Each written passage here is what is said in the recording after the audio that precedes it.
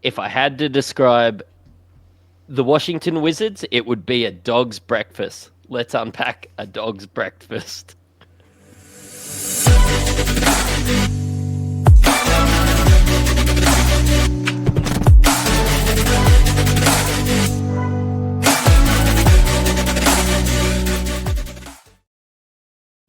Brano, I'll let you collect yourself. You said, "Do you want to host?" And I'm going to make you regret it. Um, how are you, mate? Yeah, I'm well. I'm well. I will regret it for sure. No, look, at the start of each show, usually we go, "Do you want to host or me?" Like to share the ball around a little bit. Good point guard duties, and yeah, maybe after tonight I will regret it. But no, that was a fun intro. Really good, concise, descriptive way to talk about the Wizards. To be completely honest, and we're here at the Ball Logic podcast.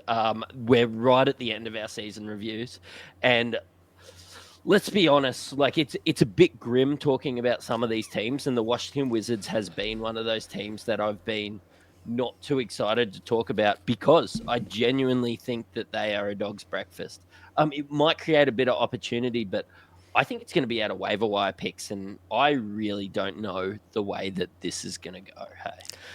There's a lot of options, I guess, when it comes to what their starting five looks like. We'll talk about that soon, of course. But just coming off the back of last year, they got the sixth pick in the draft, and they've got Trey Johnson, which is great. I actually really like Trey Johnson. He comes off really solid shooting splits as well. I think it was like a 43, 40, and 84 from memory, or 87 shooting splits. He won the SEC Freshman of the Year. So, there's a lot of things that you'd like about this guy and the way that he plays basketball, nearly a steal a game as well, to add to those couple of rebounds and assists. It's, yeah, I mean, they're in a building phase, aren't they? They're at a point where they're probably going to be tanking again come December, January, and they're going to be trying to get another good lottery pick. And honestly, they've got a bit of veteran presence now in CJ McCollum and Chris Middleton, but I think there's every chance that CJ McCollum gets dealt before the All-Star break as well. They're just going to be doing their best to try and build up his trade value as early on in the season as possible, which means that there's probably some fantasy value there. Yeah, you and I did the Portland Trailblazers probably a week or so ago. So go back and listen to that. But I think it's a very similar situation to that Drew Holiday. Like CJ McCollum's going to come in, give that veteran presence to start the year. But I could see him getting dealt if he's having a good year. Washington Wizards were 18-64 last year. That was good for the second worst in the. It was the worst in the East, and the second worst total. Um, Look, honestly, they were a bit hard done by to only have the sixth pick. They ended up dealing a few of their guys in the off season, like your Jordan Pools and things like that. Call it salary dumps, call it whatever you want. I think it's just making sure that they're going to be as bad as possible this year, to keep getting those picks, to keep this team young and continuously be bad, at least for another year. They've got 12 players under 24 years of age, which kind of tells you the direction that they're trying to go as well. Yeah, 18-64 last year, second worst record in the NBA. That's, it's clear what they're trying to do. It's more, I guess, a matter of what the start of the year looks like, because we know what the end of the year looks like. There's going to be absolutely value galore when it comes to, some of these guys that are a bit lower in the depth chart. We'll talk about them, but I mean, we're talking about fantasy drafts, right? We need to be talking about the guys that you would potentially draft, and ADP data is still not probably as concrete as we'd like it to be. I guess we're talking CJ McCollum because he's probably the best option on this team. But, realistically, when you look at their lineup, he's probably CJ's. He was the 112th best player last year. So, that probably tells you exactly where the Wizards are at realistically. He's 21.1 points per game, 4 assists per game, and nearly a steal. That's probably the best of the lot when it comes to the Washington Wizards. I don't know. How do you see the starting lineup go and line up to start with, and then we can probably go from there. I mean, if you want to go point guard, I think it can only really be Bub Carrington or the newly acquired Trey Johnson. I don't really see CJ McCollum as a point guard. I see him as a shooting guard, especially at this point in his career. obviously a big NBL guy over here in Australia, and I've got a bit to talk about when it comes to Alex Sarr. Probably in the last couple of years, I've seen more Alex Sarr than most people, but as well, I've seen a lot of AJ Johnson. He come over from the Bucks last year, that played his, I suppose, first professional year over here with the Illawarra Hawks, and I don't see him as a point guard either. I think it's going to be more like your Bub Carringtons with a Trey Johnson at backup shooting guard, which makes me cool on the lottery pick a little bit. It's just Bub Carrington for me, and I don't expect him to be. How do I say Yeah, this? Phenomenal. Like he's not like a huge assist guy. Like he'll just get over just over that five, maybe given the opportunity. But yeah, yeah. I'd probably tend to agree. Like Trey Johnson, as exciting as it is, and it depends where they kind of are looking at progressing and prioritizing their development and their future. And I think Trey Johnson probably gets the nod there. I mean, like when we're talking about the depth, though, it's pretty shallow. But in saying that, Bub Carrington probably starts at point guard, CJ McCollum at shooting guard, Chris Middleton, and it's hard. But what do you think happens with Chris Middleton? Because he's an older guy now. He's coming into his 35th year on the planet. Does he sit back to backs? That's another question mark. He's never been outside the top 138. Especially over the last 5 seasons, he's a pretty safe pick for the most part if he gets the minutes, and he probably gets about 25 minutes a game. Then you've also, Bilal Coulibaly, we haven't spoken about yet, that's sadly going to be missing the start of the season due to surgery that he's just had for an injury. So Keyshawn George probably puts his hand up there as an option. Yep. And then you've got Alex Sarr at centre. Like for me, I think, in terms of upside, we're looking at Keyshawn George maybe to fill that power forward spot while Bilal's out. What do you think on him? Because he's starting to go. He's gone really late in drafts at the moment. I think his ADP is going to start to shorten up pretty quickly. Yeah, he's just one of those guys that can get you a couple of threes out of position. I would not be looking at him at all if Bilal Coulibaly was healthy. I do think whoever gets to play that spot will score about the same, whether it be Bilal or Keyshawn. They're actually a really good comparison when it comes to the way that they play.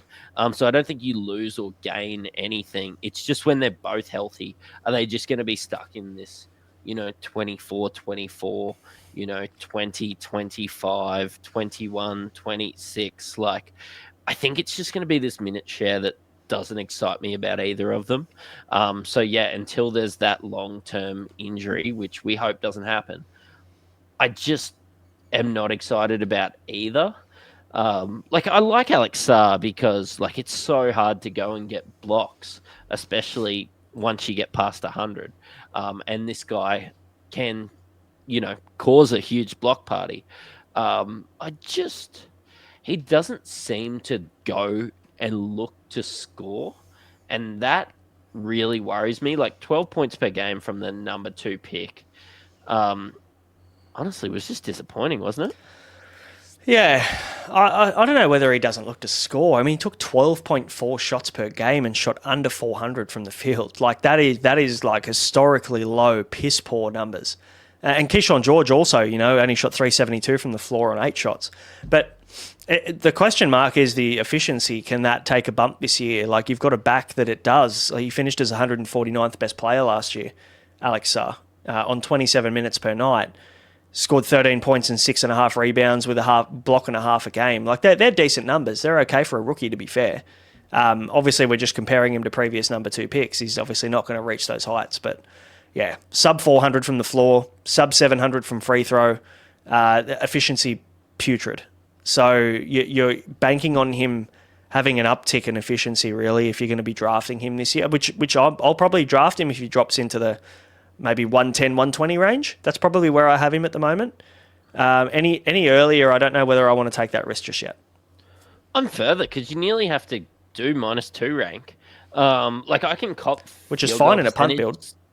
Yeah, you just have to it has to be a fair bit earlier. But then you start to get into Draymond Green territory and things like that, and even at his almost double Alex Sarr's age, I do think that you can probably get more from a Draymond or somebody like that late in the draft. I took Alex Sarr in every league last year. I've got Alex Sarr in Dynasty. I just have been disappointed with what I've seen, and I do think going back to the not looking to shoot, I do think that he just gets chucked the ball at the end of the shot clock a little bit, and as the number two pick, you probably need to do that, but that's not his game. I think he's better off ball. I think he's better as an elite defender and almost a weak side rebounder and everything like that. So, yeah, I'm not sure he is what the Wizards need, but he is what the Wizards have. Like the depth chart when you look at center is what Marvin Bagley and Tristan Vucevic. Like, Yeah, that's it. I think I would prefer him at the four personally. I think that probably is what he would prefer as well, realistically. But at the moment, he's been dealt the cards of playing centre, and he's got to play centre. He's a low rebound guy as well, really, for a centre, especially at a guy at his height. So, is he only on a two-way contract too? good question. I'm not 100% sure. We'll check. Yeah, yes, I think like Bagels will probably nearly get around there, which is, I mean, like that's conducive with getting another lottery pick. So. Yeah, exactly. And look, at the end of the day, they're probably going to let these guys just run out there and just play some ball, and hopefully the young kids have a crack, and maybe they trade CJ. Who knows what happens with Chris Middleton? They'll probably shut him down come February. And, every all of the young fellas win and they get a crack. And they get a good draft pick. That's probably the best result from this season, I think. Trey Johnson gets some minutes, and I think he's a guy that will be picked up on waivers maybe once he settles into a role a little bit come maybe December, January. I'll be definitely looking to pick him up in different spots because I think he's got a huge future. And obviously the minutes are going to open up when they start to shut down these McCullum and Middleton guys as well. So what are your thoughts on Cam Whitmore? Let's have a chat about him because obviously he's another name that's been thrown around. They acquired him this year from Houston. And I mean, there's big raps on him. Obviously, he slid a little bit in the draft and was great value last year. Where does he fit in? Because there's hope that he finds some minutes on this team now, but I'm not sure whether they're there. Yeah, I'm not sure to start the year. And he's kind of one of those guys that I think can go undrafted. And you probably find yourself as an analyst watching the first Washington Wizards game. And we're going to know very early whether Cam Whitmore is really in their plans. And it's you go to the bench after CJ McCollum plays the first 8 minutes of the season. And who do they get up? Is it, you're right. Is it Trey Johnson? Is it Cam Whitmore? Is it Corey Kispert playing the two? Is it AJ Johnson? Is it Malachi Branham? Like, I don't know, but if it was me, it would be Cam Whitmore early because the guy is a walking bucket. He has shown flashes, but I mean, just didn't get that run in Houston. Like, I always saw it as a fit that was quite poor. Like, he's just was a younger version of basically what they've already got. And obviously they didn't see him in his plans. They've let him go. But I do think that he could be a late round flyer. And definitely if you're playing in those leagues that go 200 men deep, I know you and I play in a couple of those. He is a guy that I'll look with maybe the last pick. Yeah. And look, the beauty of picking up a guy like that with your last pick is simply that you can drop him if it all doesn't work out. And this is a guy that we're really unsure of. We're not sure what his role is. I don't even know whether Washington know what his role is just yet. We'll know a lot more come training camp and obviously have a lot more information there. But yeah, he's a guy that could honestly win you a league if he comes good and he leans into a role and gets max minutes. But I just think to start the season, I don't know whether they're there. That those minutes will open up if Carrington, CJ, Middleton type goes down. I think he's probably one of the first guys off the bench personally, which is positive for him. But yeah, I'd probably need to see something, or take him with my last pick and drop him if things don't work out. So we've just had a big discussion and basically nearly like Jordan Poole was their bloke that was just inside the top 100. CJ McCollum has had one season basically ever outside of the top 100 and just happens to be last year. It's probably CJ for me, one of the guys that I could see in the top 100, but he's getting drafted in and around the same spot as like a Bradley Beal, which has been a comparison, like being similar ages, having similar roles their whole career. I think I'd rather a Bradley Beal just because I think the efficiency will be a little bit better playing for a better team, getting a lot better service like from a James Harden and a Kawhi Leonard than, to be honest. No respect to Bub Carrington and Keyshawn George. Like he's not going to get the service that he probably deserves at this stage in his career, and yeah, should get dealt by the deadline. Yeah, I mean, I'm just looking at our draft board at the moment, and he's consensus 93, which I think is pretty spot on. There's a couple of us that aren't as keen at around the 108 mark. You're at 92, I'm at 88. So I think, we're pretty spot on. I'd be happy to take CJ at the back end of, what's that? How's my maths? Back end of the 8th round? I think Yep. that's probably not a bad sweet spot to get CJ McCollum, knowing that you might get a really good start to the year out of him and hopefully bank some wins early, and then you can potentially trade him if he ends up in a worse spot. You just need to make that call come, probably All-Star break, maybe even Christmas, as to whether you think that there's a future there and whether they trade him or not. The rumours will be circling. So, but yeah, he's definitely the only guy I'm looking at in the top 100 in this lineup personally. I think there's a lot of late round flyers, and Keyshawn George is probably my favourite out of the lot here. When it comes to guys, I'm more than happy to take a swing at around that 120 to 140 mark. Yeah, and look, I'm looking at maybe a Chris Middleton with my last pick. I'm much the same with Keyshawn George, and it's just like, but threes do seem to be one of those, I suppose, stats that you do seem to get later. Like, Yeah. there's so many guys that they can bring into a team just to hit threes. But yeah, I would be comfortable taking Chris Middleton. I just know that, especially on a team that's struggling like this, he's going to be super inefficient. So you've got one of those, builds where your field goal percentage is feeling quite nice. Adding Chris Middleton never seems to make a lot of sense.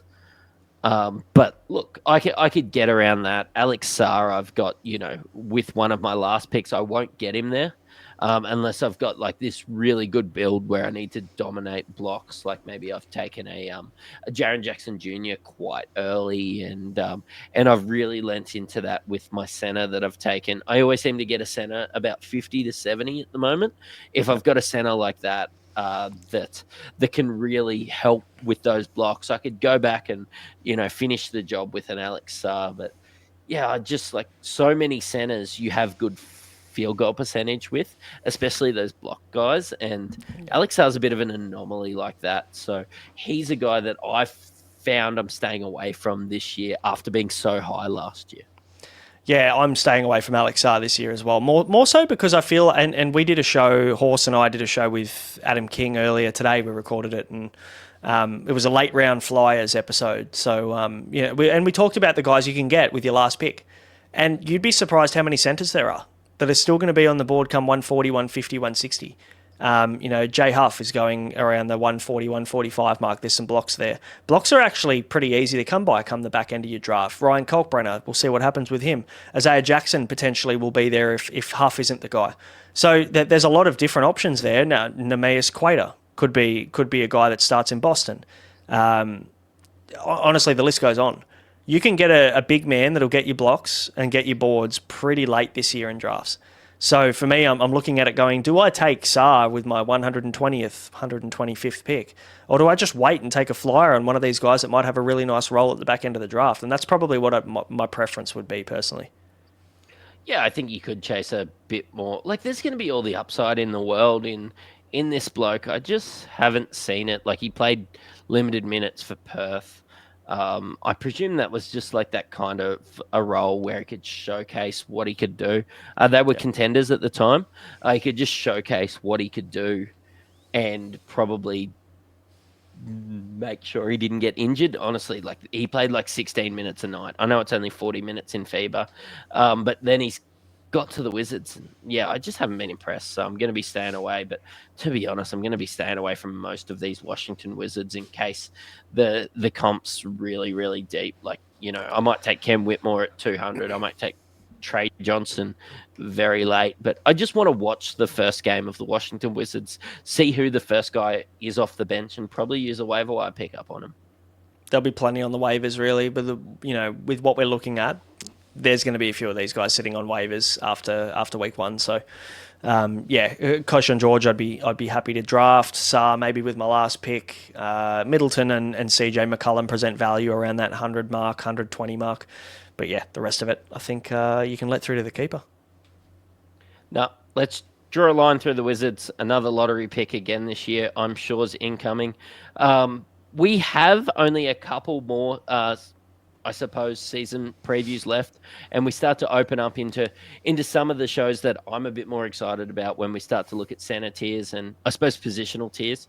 And that's kind of the way that I like to draft. I just like to throw a heap of, and I alluded to it in this show, throw a heap of centers in that 50 to 74 range and rank my centers. So when I need a center, I've already got them ranked in my draft board, which makes it easier for me to draft. That's probably when I really start to come alive in the preseason for NBA, to be honest. We're approaching the 4 weeks to go marker. I think it's 5, as of recording tonight, it's exactly 5 weeks until the NBA season tips off game one. So yeah, it's we're not far away now, but we've still got plenty of content to come. So draft boards we've mentioned a bit. You can get that by becoming a Patreon subscriber. It's less than $10 Australian a month. So you can get that 168 deep. There's 5 of us that have put our minds together to create that. So and that'll be changing in the lead up to drafts as well as news comes through. So we're changing that pretty much every couple of weeks now. So that as well as articles and extra during content. This pod. I changed it during this pod. That's how often I update that thing. There you go. Love it. Heaps more content coming. Position tiers are coming, which I'm looking forward to as well. They're probably the content that people want to hear as well. So looking forward to ripping into that. No, look, let's log out. You've listened to an Insight Fantasy Sports podcast.